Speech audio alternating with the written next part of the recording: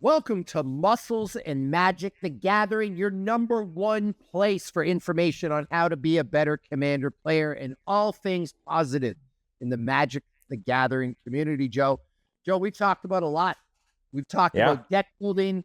We've talked about your journey into Magic the Gathering. We have talked about problems in the Magic the Gathering community, if you will, negativity, complaining, whining, inherent problems with Commander. But after the last episode, we decided there's a fundamental problem with Commander. It's a game that's meant to be won, and people are showing up expecting it to be fun only. And the two worlds don't really coexist, right? Right. Like it's what did we say in the last podcast? It's okay if you win, but you're only allowed to win by so much. And my deck still has to do its thing. But if my deck does do its thing, it means I win, but I don't want to win. But I need to do this and I need to do this. And it ends up being this weird tribe. It's like, I want the game to be fun, but if I don't win, I'm not having fun. Yes. Like, okay. So what came out of that for me is there's one way to save Commander. Everyone that sits at that table needs to have a more competitive deck. The goal is to win. And the fun becomes winning, yes, but also how you interact with your friends at the table. The talks we have, how's your wife, how's your kids, like it's a social experience that's fun. But let's face it, it's a game that's meant to be won. Yeah. So that's a preamble for the show. We're going to teach you how to build a winning Commander deck. Let's get into it. We're going to simplify the hell out of this, Joe. Got it? Because if I'm telling you the way to save the game is to build a more competitive deck and you will have more fun, I got to teach you how to do that. Yeah. So you and I actually have a point of convergence, if you will, where the universes come together. The streams are crossed. We both have a lateral blade of the Elves deck. And we're going to reference both of those. And by the way, I will put links to these in the show notes, Joe's deck and my deck. But we will talk about this as a way to make your deck better. All right. Okay. So first thing, Joe, as a general overarching theme, the mana value of your deck is extremely important. What's mana value for people that don't know? It's all the pips on the cards added together. So if you look at the 3 cards I have added up here, Lathril is 2 colorless, a black and a green. That's 4. Priest of Titania is a colorless and a green. That's 2. So now the total mana value of those cards is 6. The Deathrite Shaman, Let Him Eat, is 1. So now we're at 7 for 3 cards. I have, Joe, been reworking a lot of my decks. I'm in the process of taking them apart, trying to get the mana value lower.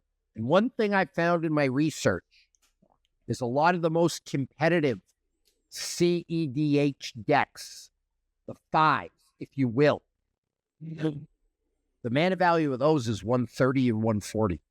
Oof. Which means you're ending games on turn 3, turn 4. You're getting stuff really, really, really fast.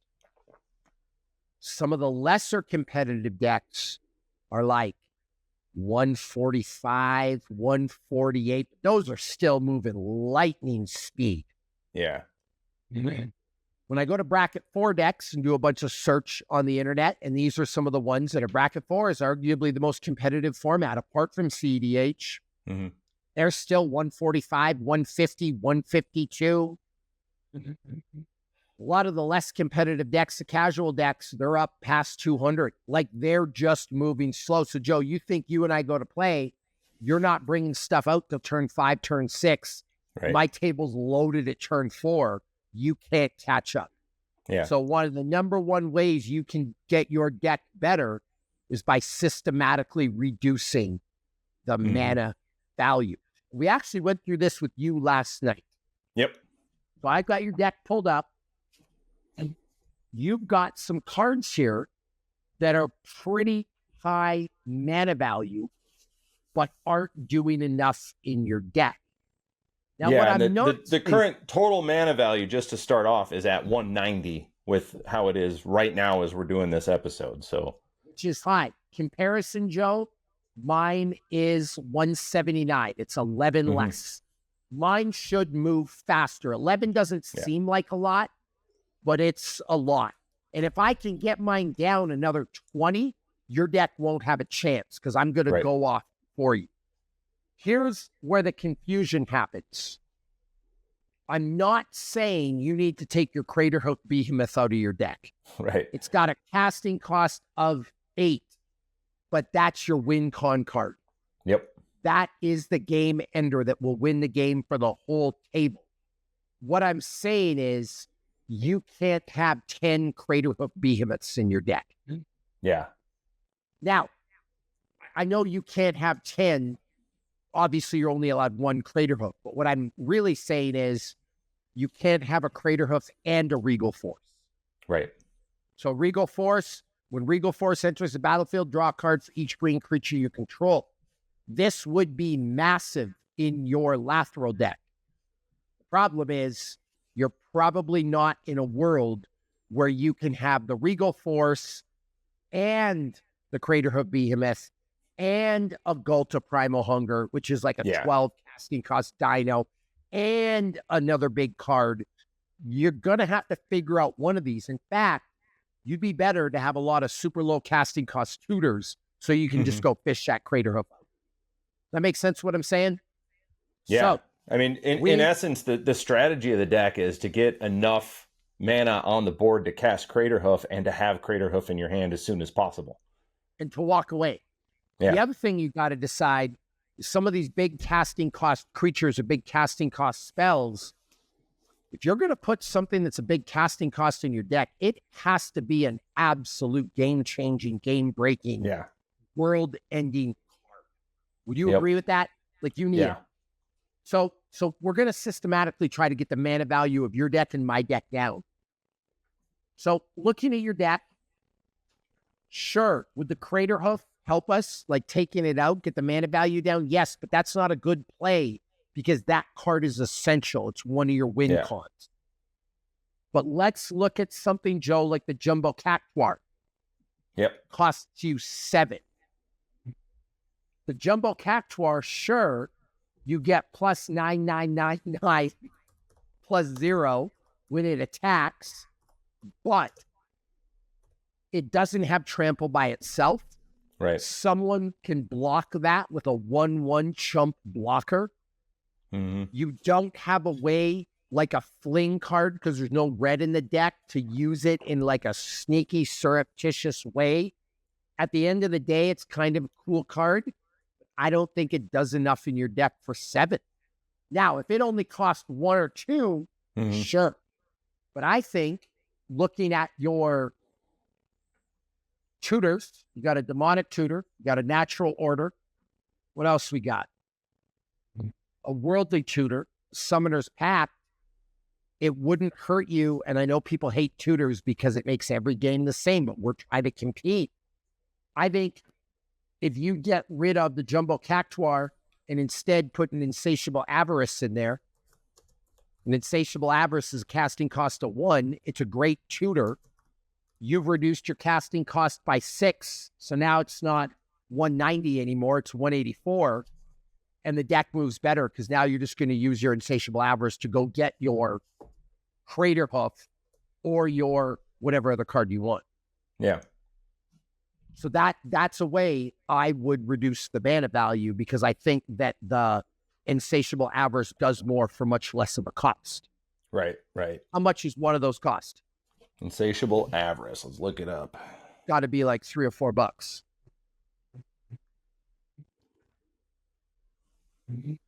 Yeah, $2. So $2. So that makes a better play for you. Now, the next card I would look at changing is... So I'm going to bring up the Seedborn Muse because it costs 5. Yep. But that card is way too powerful. I would never take that out. It's a game changer card. You get that on the board, you are going to win. So that there people might think, oh, I can reduce the mana value by getting rid of this 5. But for 5, I think that's worth every piece of mana. Yeah. So do not get rid of that. Let's look at Tyvar the Bellicose. Casting cost of 4. Could we find a one that's like a casting cost of 1 to beat it? And I don't think so, because if all your elves have Death Touch, that becomes a real problem for a person. So that's out. So I'm just going to keep going down your list, Joe. And really, for me, anything that's like a 3 or a 4, you'll hear people talk about power creep.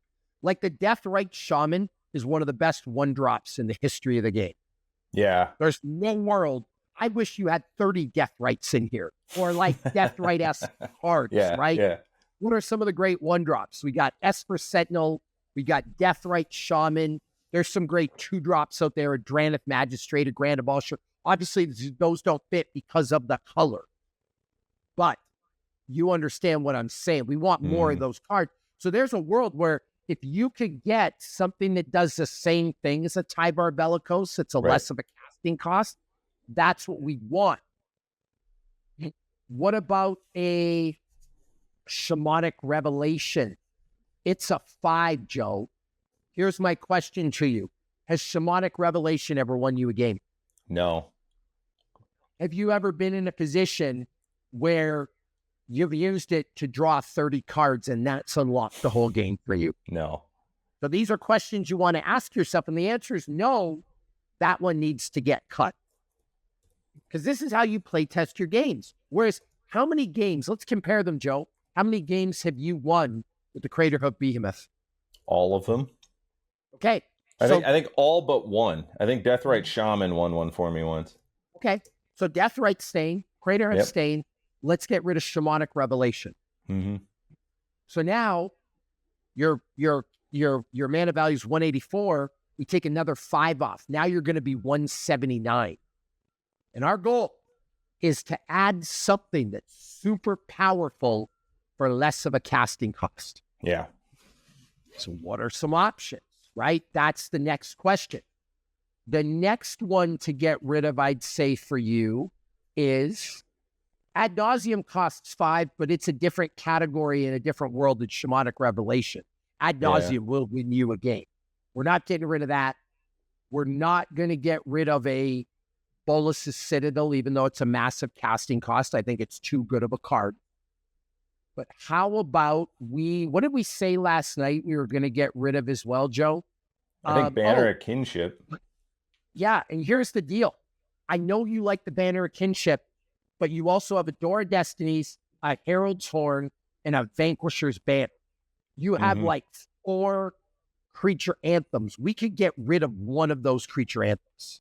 Yeah. I don't think you need them all, especially if your win con is the Craterhoof. Yep. And answer a question for me. You played with your deck enough. How many times have you played this deck? Oh, gosh, I don't know, 50, 100. Okay, so if you have 20 elves on the board, whether they're 1919 or 2020, will that make a difference? No, it won't. Right, okay, so I think, and if you have a lot of tutors, you can go fish one of these out with your tutors. Yep. I think you have to decide, do we get rid of the Banner of Kinship, the Door of Destinies, the Herald's Horn, or the Vanquisher's Banner? What's the one you feel has been the least useful for you? Well, I would look at it. So Banner of Kinship is, God, what is that, a 6? Vanquishers is a 5. Herald's Horn is a 3. So I would look at getting rid of Banner of Kinship just on that basis. Okay. This artifact enters to the creature type. This artifact enters to the fellowship counter for each creature. So here's the deal. You got to get this out when you have a bunch of elves already on the field. Yeah. Whereas Door of Destinies, every time you get an elf on the field, it gets a bump. Yep. So I think Door of Destinies for less of a casting cost is a better card. Yep. Now, Heron's Horn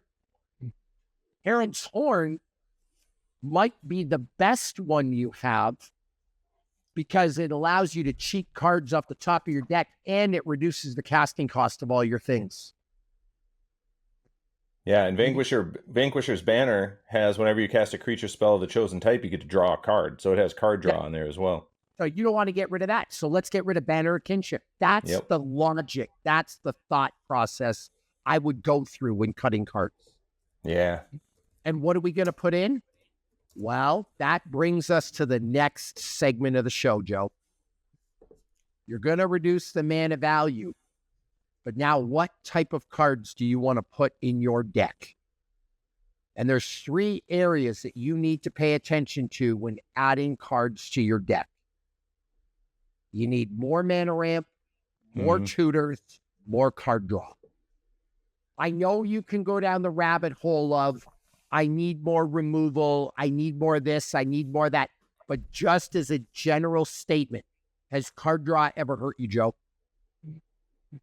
I'm trying to think of all of that. I've never been short of mana. There's so much mana ramp in this deck. Yep. Like, I could probably remove lands and I wouldn't even notice because you get so much when every elf becomes a source of But that means you're doing a good job building the deck. But would even more mana ramp hurt you? Here's what I'm getting at. Yeah. If you could get your Craterhoof out turn 4 instead of turn 6, is that helpful? Yes. So, like, mana ramp is always a good thing. You're never going to complain about having extra mana, right? Well, and I feel like if we're playing for speed, right? Like, we are trying to get Craterhoof out ahead of its mana cost, let's say. Like, we want to get that out in turn 4, right? Then I think removal becomes less important because my opponents aren't going to have time to get a lot of stuff on the field and activate it by the time I've got my win con in place, you want to right? Crush. You want to have 10 elves on the field and you want to crush. And to that, you're going to need mana, right? And the other thing is, Craterhoof costs 8. These days, turn 8, turn 9 is a late game. Like, you're to be competitive when CDH and Crash 4 games any turn 4. So, mana ramp's never a bad thing. Card draw is never a bad thing. Right. You want to draw through your deck. That's why the One Ring is worth so much. Why Rhystic Study is worth so much. And then tutors, you can go get the thing to increase your plan. Because with Craterhoof, you need a way to make elf tokens. Yep. So now if you have a couple of tutors, you get the thing to make the tokens and you go get the Craterhoof. Now you're off to the races. Yep. Right? So you want to add cards that add mana ramp, that add tutors, or that add card draw. Those are your big categories to pay attention to. Yes, removal's important. Yes, artifact removal's important. Yes, certain spells are important. But if you focus on the big 3, your deck will be way better. Yep. So, Insatiable Avarice, you don't have one of those, costs $2. Get one. Dark Ritual, mana ramp card. What's a Dark Ritual go for these days, Joe? Well, let's see. Dark Ritual is $1.50. Okay. And what's the casting cost of it? 1. So now you're like, total casting cost of your deck's going to be like $175, and you have more mana ramp, and you have more tutors. Yeah. Now, the greatest card draw engine of all time, the Skull Clamp, Joe. Equipped creature, it's +1/-1. Whenever a equipped creature dies, draw 2 cards. Do you realize with all the 1/1 elf tokens you make, how many cards you're going to be drawing per turn? Because you can just switch like Skull Clamp all over the place. What's a Skull Clamp cost? $5. Okay. Casting cost of 1 colorless. So for $8, we're going to take out 15 off your casting costs. That's going to knock it down to $175. It's going to go back to $178. Your deck is going to go way faster, and it's going to be way more efficient, and it's going to be better. And you know what's scary? At $178, it's still too high for ultra competitive tables. Yeah. We got to take that down even more. And so now you're talking about, because now I'm going to bring up my list, Joe. I have a card called Eldrami, the Lord of Leaves. It's a 2-drop. All elves gain Forest Walk, and elves cannot be the target of spells or abilities. You want that card. I know you do. I can see it in your beady eyes. But that's a better card than the Beast Whisperer, which you have, which costs 4. Yeah. Better card than the Abomination of Landwar, which costs 3. It's a better card than the Elvis Archdruid, which costs 3. It's a better card than Karametra's Acolyte, which costs 4. Right? The Allosaurus Shepherd. Look up that, Joe. It's a casting cost of 1, and it turns all of your elves into dinosaurs. So now maybe you take a Shaman of the Pack and you put in the Allosaurus Shepherd. So here's the downside, though, guys. Eladrami, Lord of Leaves is a $62 card. Yeah. Right? Wow. The Raphaelos Landwar Emissary and it's banned. I get it. But it's a 2-drop. That's a $39 card. Like, you're now spending, Joe, hundreds of dollars to get your casting cost down by 5. Yeah. And it's why these 0-drop artifacts, the Mox Diamond, the Lion's Eye Diamond, the 1-drops like the Grim Monolith, this is why these are so expensive. Mm-hmm. Because now you can ramp rate up super fast for nothing. You know what I mean? Yeah. But that's the general way you're going to get your deck better and get it down, is by reducing the casting cost of a lot of these cards. And I'm going through this right now, Joe. Like, I've got, again, my deck is 179, and you're trying to get yours to 179. I'm trying to get mine down even more. So now I'm starting to look at cards like, do I need a Doubling Season and a Parallel Lives in this deck? I want to put both in because they're both great cards, Joe. But maybe I'd be better. Like, I think there's a thought of like, well, I need to have both because there's 100 cards in the deck, and so I got to draw it out. But like, if you've got enough tutors, you just go get whatever you want when you need it, right? So like, just have one and then keep your casting costs down on everything else so you can get stuff on the field. Yep. And it's trying to, one of the problems people get into, though, on that note, and I'm really glad you brought that up, they're trying to stuff too much in their deck. Yeah. Like, you and I both play the combo of Aetherflux Reservoir, Bolus's Citadel, and Sensei's Divine Impact. It's like an alternate win con. But like, if you have like 10 different win cons in your deck, it's not going to run efficiently. Yeah. You got to pick one and almost go with it. That's what CEDH players do. Yep. So the question is like, what do I add? Now, there's one surefire way, and you're not going to like it, not you, but you watching at home, to increase the mana value of your deck. The mana value of a swamp is 0, and it adds mana to you. Mm-hmm. You need to play with more lands. This is why some of the competitive players are like, this is why we like 40 lands. Yeah. Why? Because their mana value is 0. You want to reduce the casting cost of your deck. I want to get this down into the 150s, Joe. If I take out a Doubling Season, which is 5, and I just go for the Parallel Lives, and actually, Joe, I think I can take out Doubling Season right out. Doubling Season, if an effect would create one or more tokens under your control. Where is my Doubling Season, Joe? Let me look. Okay, there's Parallel Lives. Joe, let's look at Parallel Lives for a second here. Yep. If an effect would put one or more tokens onto the battlefield under your control, it puts twice that many tokens instead. Casting cost of 4. I think that's super useful in my elf deck because I create a lot of elf tokens. Yeah. You know what this elf deck doesn't do? 1/1 counters. It does a few of them, but it's not a counter deck. Yeah. Doubling Season, it creates twice the amount of tokens, the same as Parallel Lives, but it also adds this counter feature. I don't think I need that counter feature, Joe. Yeah. I think the double token. So now I've got 2 cards doing the same thing. The question is, do I actually need both?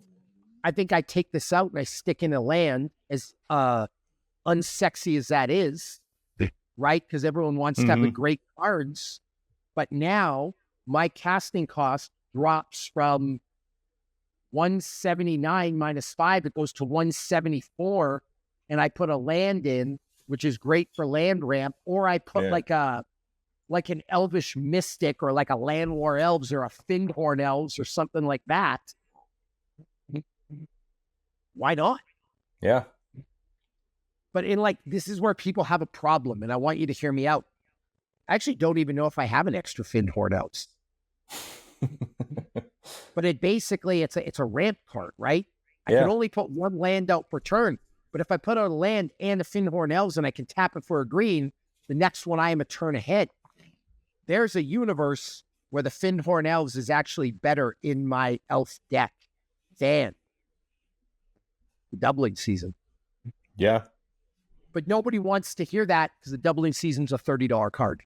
Yeah, exactly. Mm. Yeah, and Findhorn Elves is, $4 or $5. I don't think so. I think a Findhorn Elves is like 20 cents, dude. No, it's $4. I'm looking at it right now. Really? Yeah. Shocks me. Okay. If they show the history on these. I wonder if it's gone up a bit. Yeah. So, or like a Fauna Shaman would be a great card too. Yeah. So that is kind of where we're at, Joe. It's not just about money. Not just about, it's about like getting that mana value down and adding those things to your deck that do more for less, if you would. Well, now I'm looking at my deck and I'm seeing, there are things that I can cut out of there for sure. But I think you to win specifically, you've just got to go in on your win con. If I want to win with the Crater Hoof, I only need cards in that deck that are going to support the Crater Hoof or get me to it faster. I don't also need the +1s and all the other mechanics. And if I want to build a deck that relies on those, then I should build a deck around that operates fast on that basis and not have a Crater Hoof in it. Correct. Right? You got to go all in on your win con. Correct. What would you say to people, though, that are like, well, what if I go to use a Crater Hoof and someone counters it? You kind of need a secondary win con, I would say. Right now, is Lathril enough of a secondary win con for you? If you have a bunch of elves on the field and you can basically tap them, and each opponent is going to lose 10 life and gain 10 life. There's your secondary win con if Crater Hoof doesn't work. Yeah, absolutely. And I would say, too, as fast as I can build that elf ball, the ball of elves is threatening even without Crater Hoof. It just happens to be unstoppable with Crater Hoof. So it's not that end all if Crater Hoof gets taken out. But at the same time, you're playing to win. Yeah. If your Crater Hoof doesn't work, you just lose that game. That's kind of what we're getting at is so maybe let's settle on this. You're allowed a primary win con. You're allowed a secondary win con. But when you start getting into 3, 4, 5, 6 win cons, you have a fun collectible deck. You do not have a winning competitive deck. But offline, you did something really, really interesting. We've taught you the theory now. You want to cut the mana value down. You want to add card draw. You want to make it more efficient. You want to mana ramp, all those things. You want to cheat it, Joe? You want to teach people the real cheat sheet? And I'm actually intrigued by this because this is something I've never done. But when you started reading me the first couple of sentences for this, I was like, stop. Let's do this on the show. All right. So what I did is I took my entire deck list from Moxfield and just copied it, select all copy. I pasted it into an AI and just said, I need to get this down to about a 140 mana value deck. What do I cut? What do I replace it with? And it just goes through point by point and tells me exactly how to look at this. So this is super interesting. Can you read exactly what AI wrote? Because it actually made me feel so smart in my deck cutting and deck building abilities. All right. Here's kind of its conclusion after each specific change that it said. It said, thoughts on your deck's identity. You have a very expensive deck with powerful but clunky high-cost cards. To make it more efficient and consistent, you need to cut some of the win more and high mana value cards that don't directly contribute to your main strategies. By making the suggested cuts and replacement, you will lower your total mana value significantly, lower your average mana value, allowing you to play more cards earlier in the game, make your deck more consistent by focusing on a more streamlined game plan, and keep both your win conditions intact while supporting them with more efficient cards. So the AI is Bobby Maxis. From now on, Joe, you are to refer to me only as the T1000. That's right. All right? It's a little joke for you his people. CPU is a neural net computer, a learning computer. Here, and this is actually super interesting because one of the hardest parts to do is like cut things from your deck. Yeah. Like I know the right thing for me to do is cut WCs, but I don't want to do it. I need somebody to tell me. So tell me what cuts it wants you to make. All right, suggested cuts, starting with high mana value cards that don't directly advance your main plans or are just inefficient. And it recommends Jumbo Cactar. Okay, so I was right there. Yep, the Abomination of Llanowar. Okay. It suggested Brotherhood Regalia. And it said it's very conditional. It only works if you've already lost a significant number of creatures. While the potential is there, it's often a dead card in hand. You got better ways to buff your team. Door of Destinies. Vanquisher's Banner. Okay. Mithril Coat, which hurts a little bit because I like that card. But it says, while it's a solid protection spell for your commander, it's a bit pricey for what it does. Lightning Greaves and Swiftfoot Boots are more efficient. Okay. It suggests cutting Banner of Kinship. Okay. Fell the Profane. Okay. And Pact of the Serpent, which cuts my mana value by 38. Wow. Now, that doesn't replace anything. That just took a bunch of cards out, so it's a big cut. We're going to have to put other stuff in. What does it want you? Okay, I want to add one thing, though, before you go on. Mm-hmm. Because people ask me about these MDFC cards all the time with Fell the Profane. Yeah. That's the one area I might disagree with the AI because it's fake mana value. What I mean by fake mana value is it can act as a land or it can act as a removal. So you don't have to play it as a removal, right? Like technically the mana value of Fell the Profane is what? 4? Yep. Yes, 4. But if you play it as a land, the mana value is nothing. So it's kind of one of those weird things that like, because you can always choose it as a land to advance your plan. And if you get it late game where you have a plethora of mana, then you can use it when you don't need it. Mm-hmm.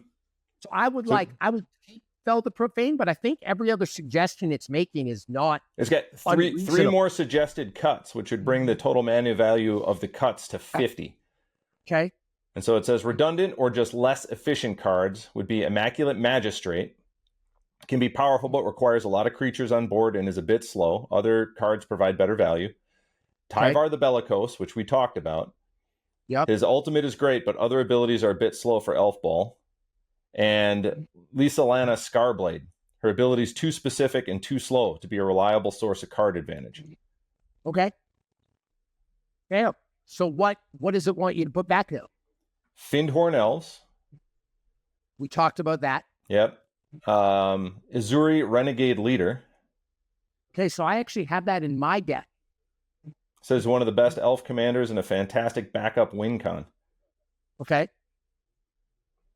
Add Cultist of the Absolute. This card provides a consistent power boost for Lathril and a way to sacrifice your tokens for value, which synergizes with Nadier's Nightblade. It also gives Lathril flying and indestructible. Okay. Add Elvish Champion. Gives your elves Forest Walk. Yep. Add Guardian Project. Gives you card draw on every creature you play. Guardian Project's a great card. And by the way, that's a perfect example of better than Shamanic Revelation. Yeah. Add Prowess of the Fair. A great aristocrats piece that creates tokens for your elves when you die. Or tokens when your elves die. Let's see. Add Deathrite Shaman. You have a Deathrite in. Yeah. So it shows you that AI is not infallible. Yep. Add Zolport Cutthroat or Blood Artist. Okay. That fits with the aristocrats plan. Okay. Elves of Deep Shadow. Okay. It's another mana dork that provides black mana. That's a really interesting thought, because I have a lot that provides green, but black would be really helpful. Utopia, Sprawl, or Wild Growth. Cheap, effective ramp spells that fix your mana. Those are those cards, Joe, that nobody likes, because I should say nobody likes them. Super competitive players do, but like other players, like that's a common. I don't want to use that, right? Like it's a 25-cent card, so they just overlook the effectiveness of it. Yeah. And then it says to add Return of the Wild Speaker. It's a phenomenal way to get card draw on your deck, and the pump effect is solid backup to Craterhoof. Okay. It's a bit high on mana, but the value's there because it's a 5 mana value. So what does this leave your... alternate. You could put in Lead the Stampede or Harmonize. Okay. What does this leave your deck at? What does it say here? If it's done the math for me.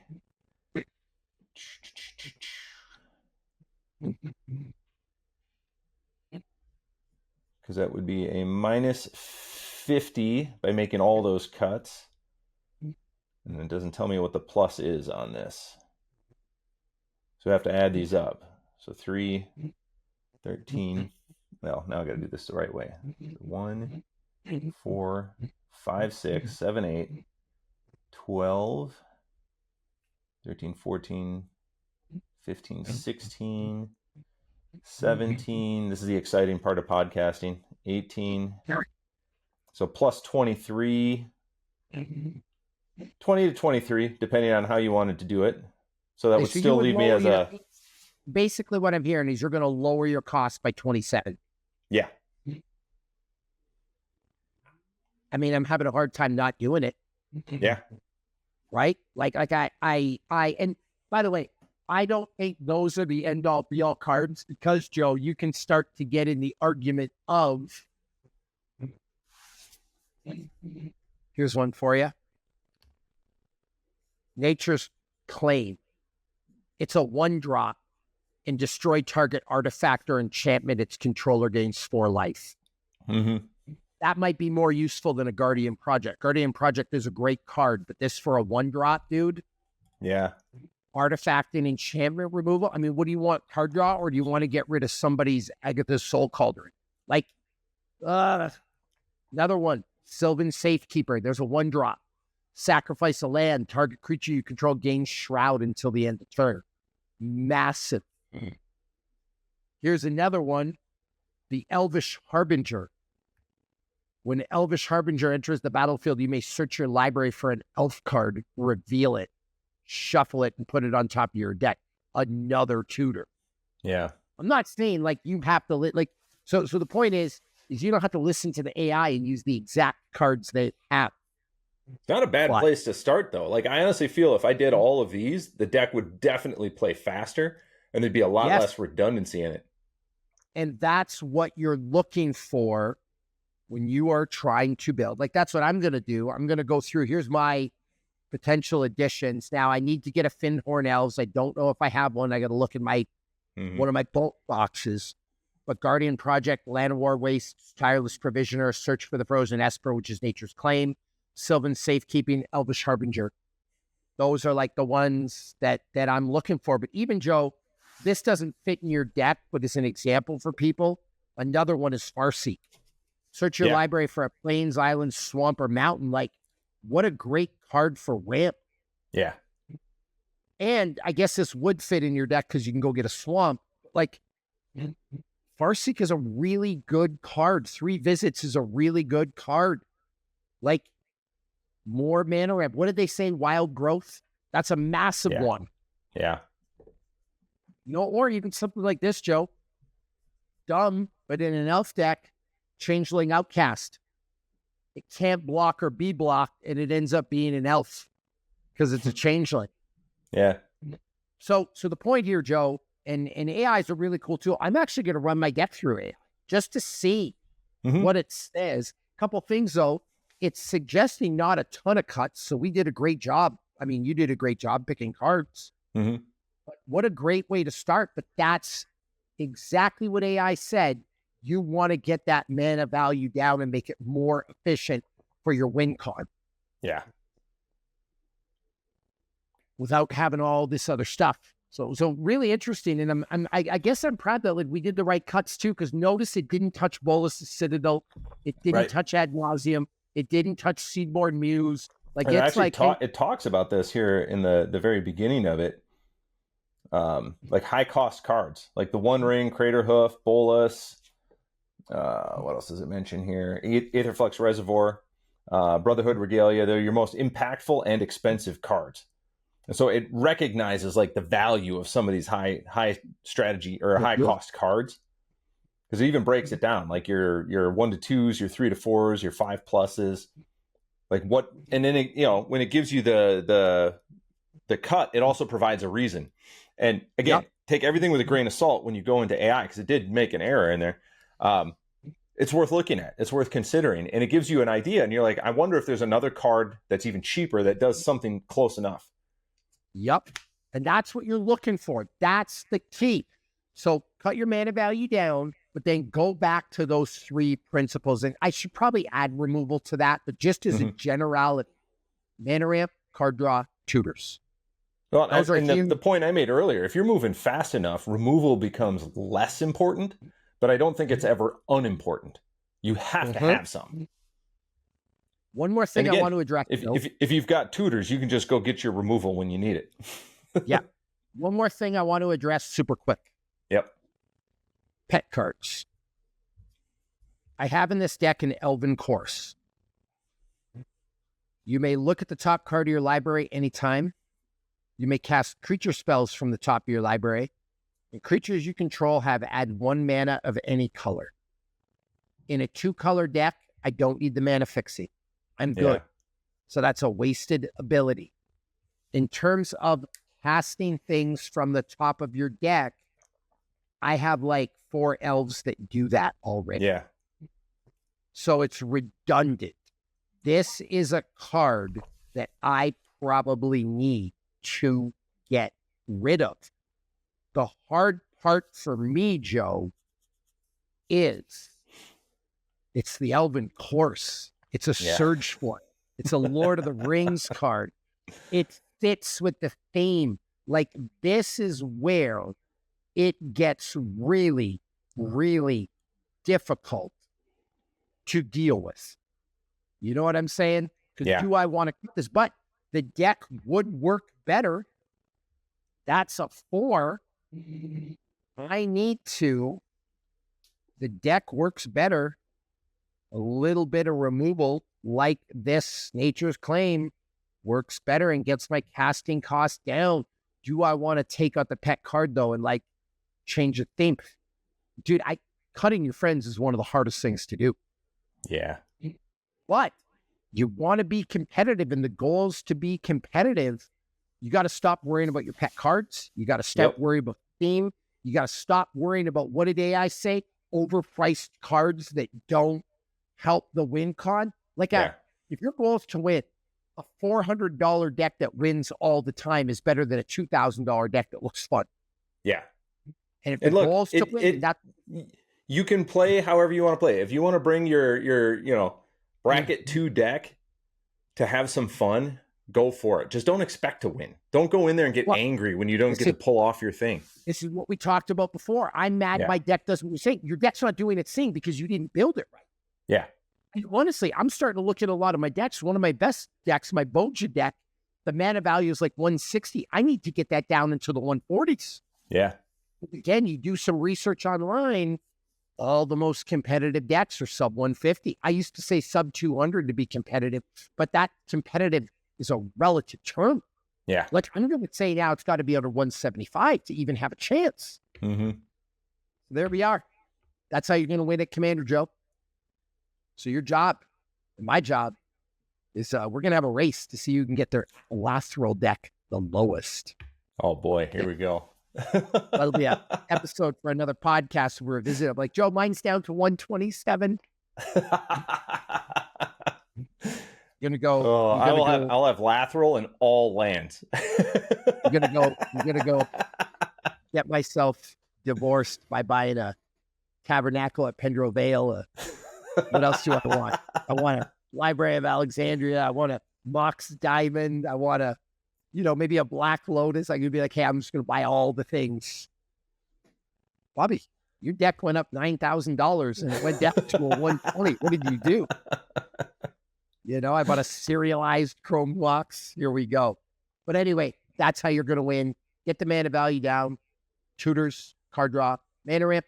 Honestly, now, Joe, I haven't tried it yet, but I'm excited to put my deck through the AI and see what it says. It might actually give me... I like the idea of building a deck by myself. Mm-hmm. But once I'm trying to make those final cuts, that might be the reassurance I need to do it. Because again... Sometimes you just need another voice to say, you know what, forget that. That's not helping this deck. And like I just said, you can build another deck. If you're like, oh, but I really like, like maybe I just need to pull Bola's Citadel, Sensei's Divining Top, and Aetherflux Reservoir out of this deck and just go all in on my one win con. Great. I can build another deck that has that in it now because those cards are now available for me to build with. I really don't want to cut these two, but like I kind of think I should. Yeah. You know what I mean? Like, guys, I don't know. It's one of the knocks. I'll tell you one of the hard times I have, continuation of the podcast here, Joe, Planeswalkers. A lot of competitive decks you look at don't have Planeswalkers because they're, apart from Narset and Oko Thief of Crowns, because they're so good and they're low casting cost, but too high of a casting cost for what they actually do. Like Freeways, Landmore's Fury, and Tiber Kell, they've never won me a game. Right. They feel good because I'm doing stuff. Yeah. I think that's the key. So now I can cut 9 off that, but it's like, I don't want to cut these. This is like a really cool secret layer card, but like, again, am I in it to win it or am I in it to... Dude, put all your cool secret layer cards in a binder and anybody who cares will flip through the binder and be really impressed. That's the thing. So there you go, guys. More Farseeks, more Land War Elves, more Fyndhorn Elves, more Dark Rituals, more Insatiable Avarices, and more Deathrite Shamans. Let the man eat. Till next time. Oh, by the way, comments, please. Yes. If you have anything to add, what are your favorite cards to reduce mana value and increase the effectiveness of your deck? We would absolutely love to hear from you. And while you're at it, subscribe, turn your notifications on, all that fun stuff.